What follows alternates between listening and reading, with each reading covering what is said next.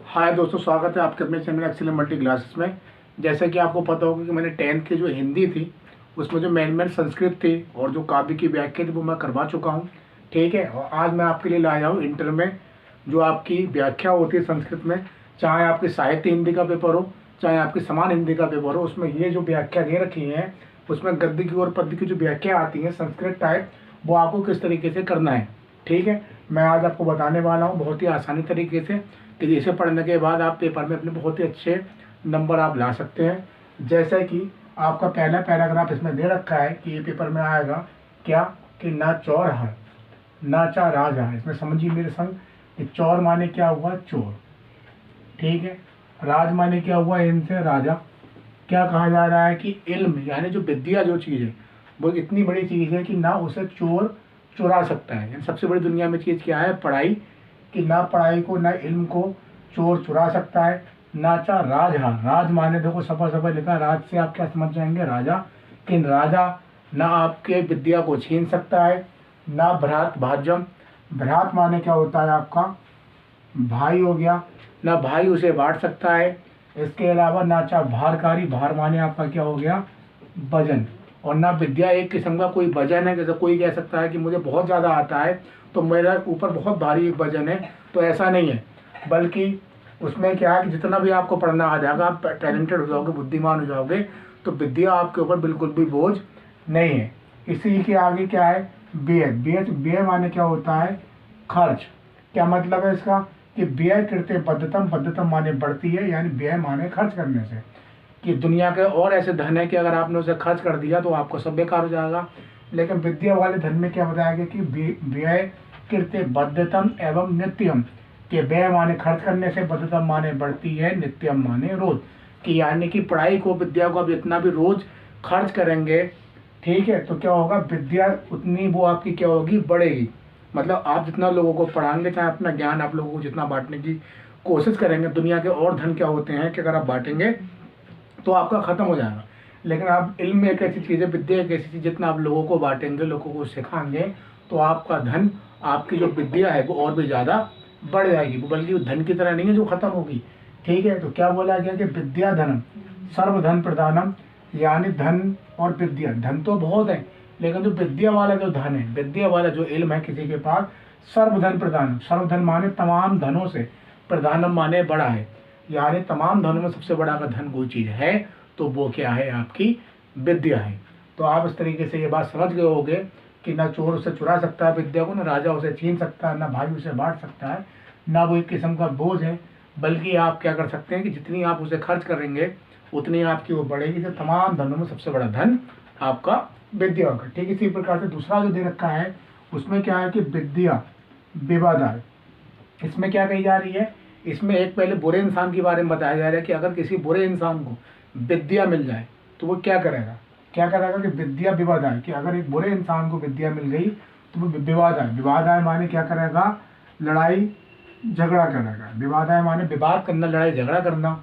और उसे धन मिल जाए, धनम, और अगर उसे धन मिल गया किसी बुरे इंसान को तो वो क्या करेगा, अपने पास अगर रुपया मिल जाएगा तो वो क्या करेगा, घमंड करेगा। ठीक है, मदाय शक्ति, और अगर उसके पास शक्ति आ गई, यानी कि कोई पद मिल गया, नेता बन गया, प्रधान बन गया, कोई भी बंदा अगर वो किसी ऊंचे पद पे चला गया तो वो क्या करेगा, लोगों को परेशान करेगा। कौन, बुरा इंसान। खलस साधु, ठीक इसी प्रकार से साधु माने साधु इंसान है, यानी कि एक अच्छा इंसान है, वो क्या करेगा, विपरीत ज्ञान आए। इसमें लिखा है ज्ञान आए माने क्या करेगा, अपने ज्ञान को क्या करेगा, लोगों को बांटेगा। ठीक है, दान आए, दान आए में क्या करेगा, लोगों को दान देगा। और अक्षराय में क्या करेगा, लोगों की रक्षा करेगा। जैसे कि फिर से देख लीजिए आप कि विद्या भी बनाए कि अगर एक जो धन एक किसी बुरे इंसान को मिल गया तो वो क्या कर रहा है, उस विद्या का क्या कर रहा है, लोगों को विवाद आ गया, लोगों से लड़ाई झगड़ा कर रहा है, बहसबाजी कर रहे हैं अपने इल्म से। और धनम, अगर उसे धन मिल गया तो वो क्या कर रहा है, घमंड कर रहा है। ठीक है, मदाय शक्ति परिपेशम परिपीडनाया, और वो क्या कर रहे हैं, अपनी शक्ति का दुरुपयोग कर रहे हैं, यानी कि लोगों को सता रहे हैं। जैसा कि आप दिन प्रतिदिन देखते हैं, अगर आपने किसी नेता को चुन लिया है, शक्ति दे रखी है, उसके बाद धन आ गया तो वो क्या कर रहे हैं, लोगों को दुखी कर रहे हैं, परेशान कर रहे हैं। ठीक इसी प्रकार कलश साधु, और जो साधु इंसान है, जो अच्छा इंसान है, जो बढ़िया इंसान है, विपरीत ज्ञान है, उसका जो इल्म है वो विपरीत है। ठीक इसके उल्टा है, कैसे कि ज्ञान आए, कि अगर उसके पास ज्ञान आया तो उसने क्या करा, ज्ञान आया माने लोगों को खुद भी सीखा और लोगों को भी सिखाया, यानी कि लोगों को ज्ञान बांटा। और दान आए, दान आए माने क्या होता है, दान देना। उसने क्या करी, गरीब लोगों की या जो और भी लोग हैं उनको क्या करा, दान दिया, दान दे के उन गरीबों की मदद करी। और रक्षरायम, और जो लोग परेशान हाल हैं उनकी उन्होंने क्या करी, रक्षा करी। तो इसमें पहली बात में बुरे इंसान की बारे में बताया गया है, और दूसरी बात में कि यही काम जो विद्या अगर एक अच्छे इंसान के पास आ गई तो वो अपनी विद्या के किस किस जगह यूज करता है, ये मैं आपको बता चुका हूँ। अगर आप पेपर में इस तरीके से लिखेंगे तो आपके नंबर डेफिनेटली आएंगे आएंगे। ठीक इसी प्रकार जो उसकी तीसरी व्याख्या है उसमें आपको क्या करना है कि जल बिंदु निपोतेन क्रमशः पूर्णतः घटा। इसमें कुछ लफ्ज आप समझ लीजिए। जल माने क्या होता है आपका पानी, बिंदु माने बूंद हो गई, ठीक है, और घट माने इन पे क्या हो गया, घड़ा ले लो, कुछ भी ले लो।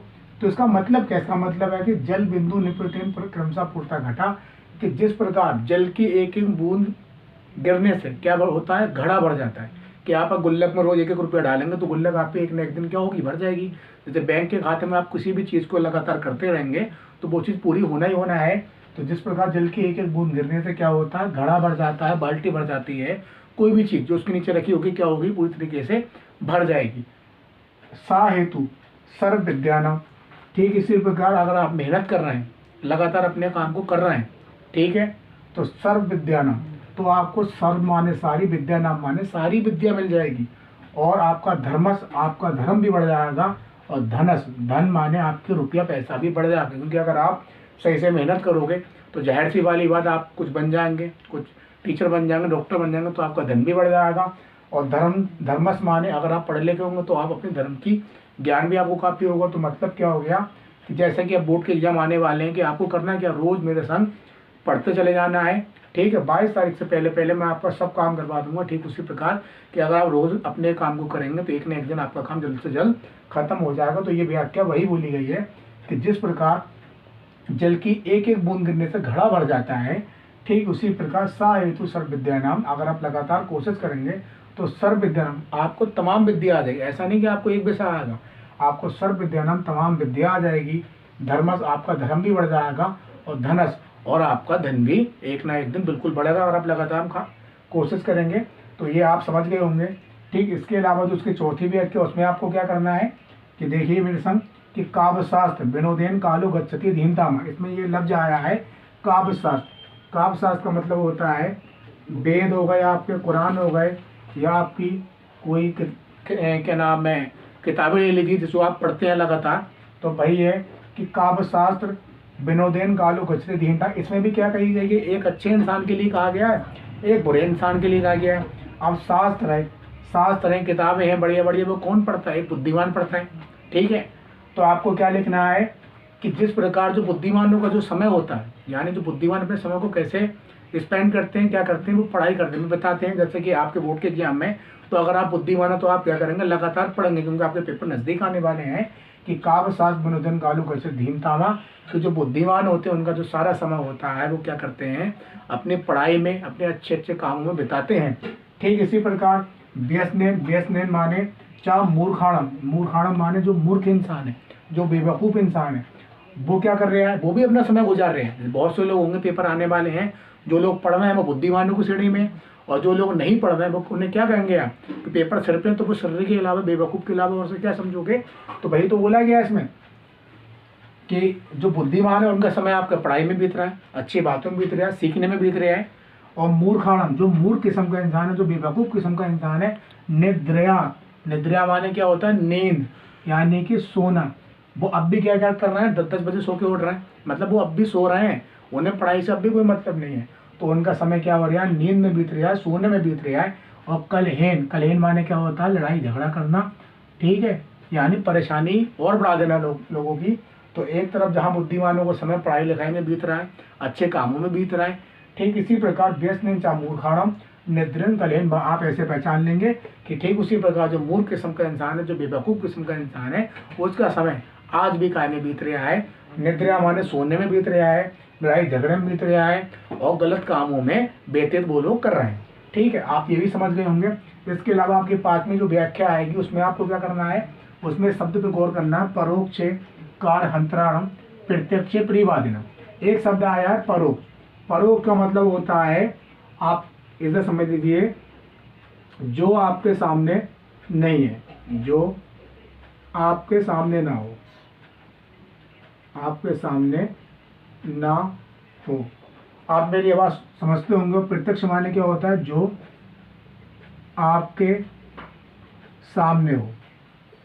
मतलब क्या है, जैसे मान लीजिए आप अपने घर में रात में बैठे हैं, ठीक है, अगर वो दरवाजा बंद तो आप चांद को देख थोड़ी रहे हो। या मान लो विराट कोहली हो गया या कोई खिलाड़ी हो, क्या आपने उसे देखा है? तो जिसकी आप बारे में बातें कर रहे हो वो क्या कहलाएगा? आपका परोक्ष कहलाएगा, आपने उसे देखा नहीं है। और जो तुम्हारे घर पे तुम्हारे माँ बाप, दुनिया के लोग, जो सब लोग तुम्हारे घर पे तुम्हारी आंखों के सामने हैं, उसे आप क्या कहेंगे? प्रत्यक्ष। बस आपको इसमें ये दो लफ्ज समझना है कि परोक्ष कार हंतराणम, प्रत्यक्ष परिवादिनम, कि जो तुम्हारे सामने है, लेकिन जो तुम्हारे सामने मीठी बातें कर रहे हैं, लेकिन तुम्हारी पीठ पीछे वो क्या कर रहे हैं? तुम्हारी बुराई कर रहे हैं। बहुत से ऐसे दोस्त हैं, आपने देखे होंगे, आपके भी होंगे, कि जो तुम्हारे सामने तो तुम्हारी बहुत तारीफ करते हैं कि आप ऐसे हो, आप वैसे हो, लेकिन आपके पलटते ही वो आपकी क्या करते हैं? चुगली करते हैं, आपकी बुराई करते हैं। तो वही बात बोली गई है। तो वर्जयता दृश्यम मित्रम, मित्रम का मतलब है कि मित्र को, ऐसे मित्र को क्या करना चाहिए? बिल्कुल भी छोड़ देना चाहिए।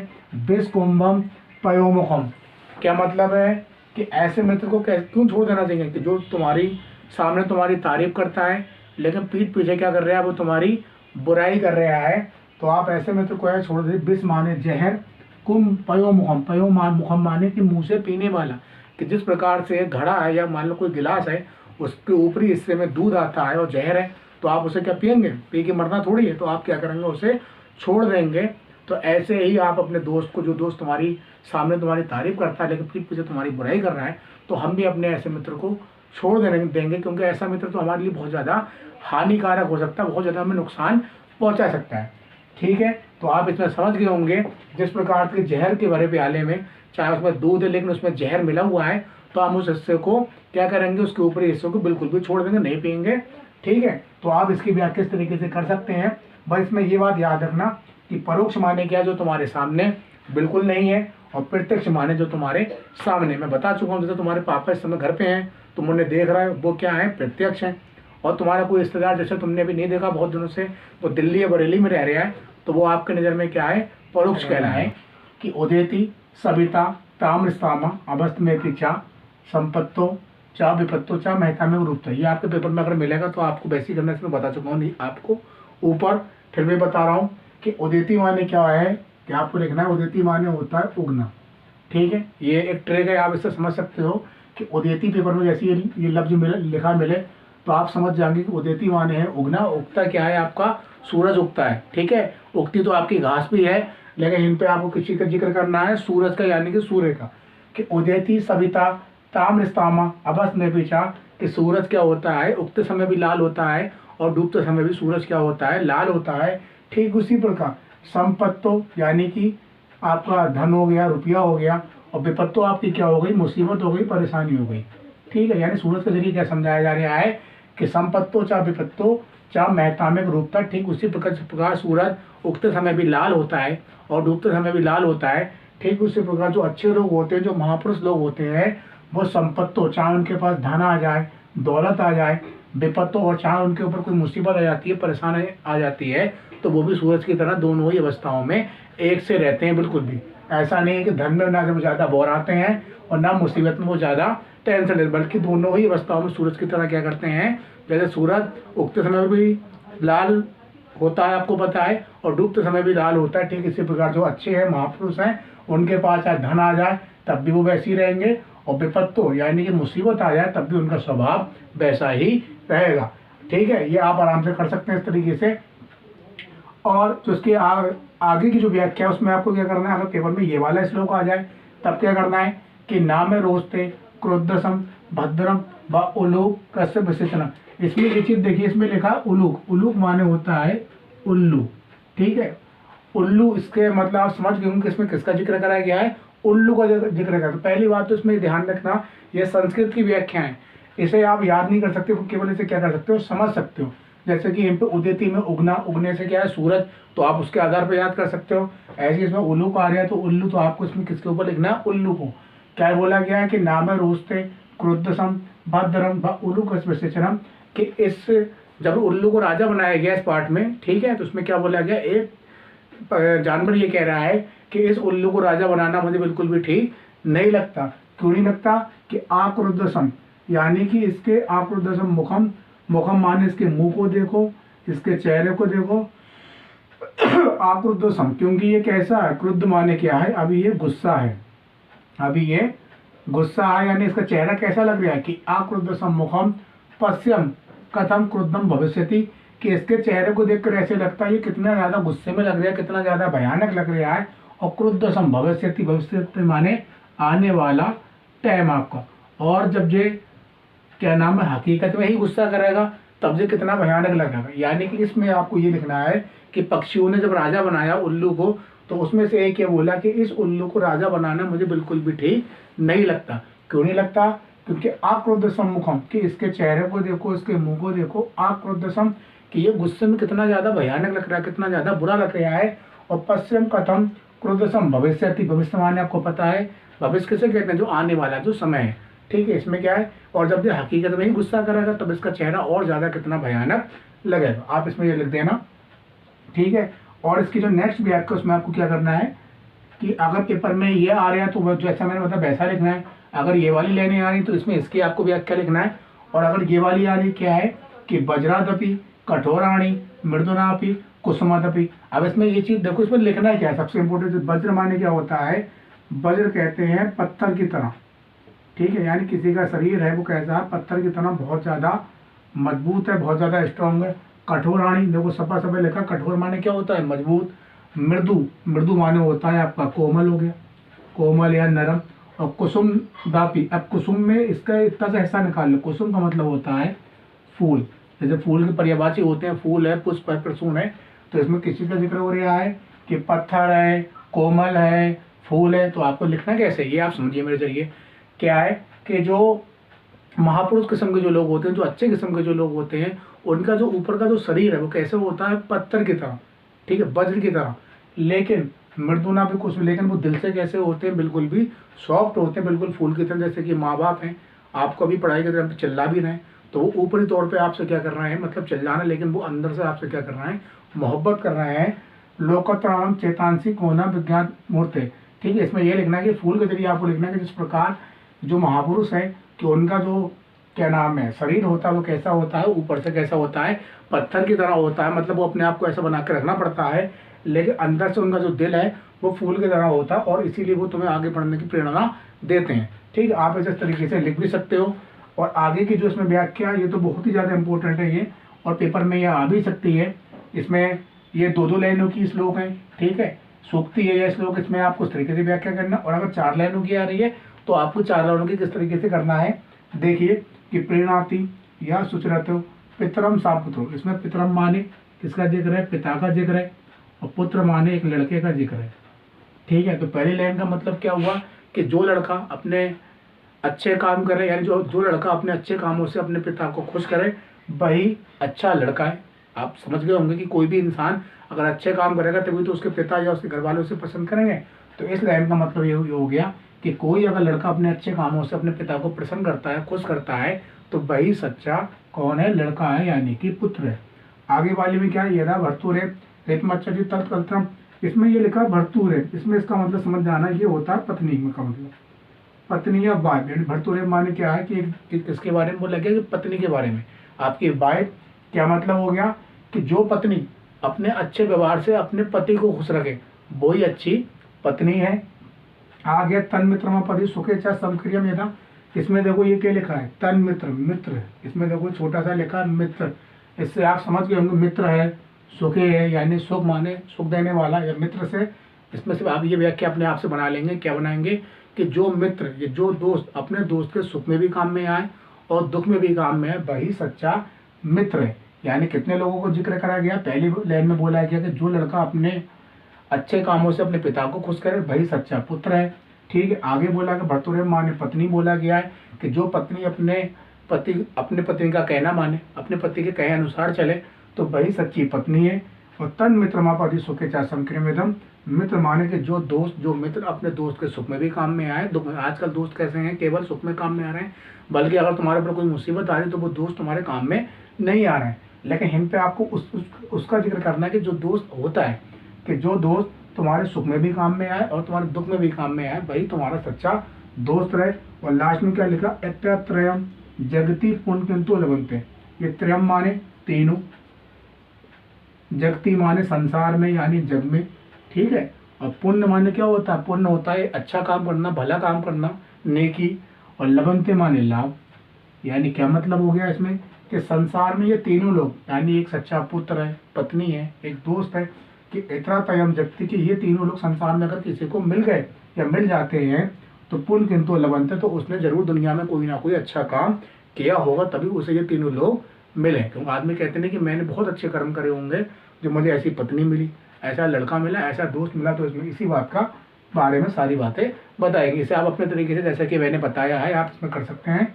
और इसकी जो लास्ट भी है क्या, उसमें आपको क्या देखना है, ये भी 2 लाइनों की है।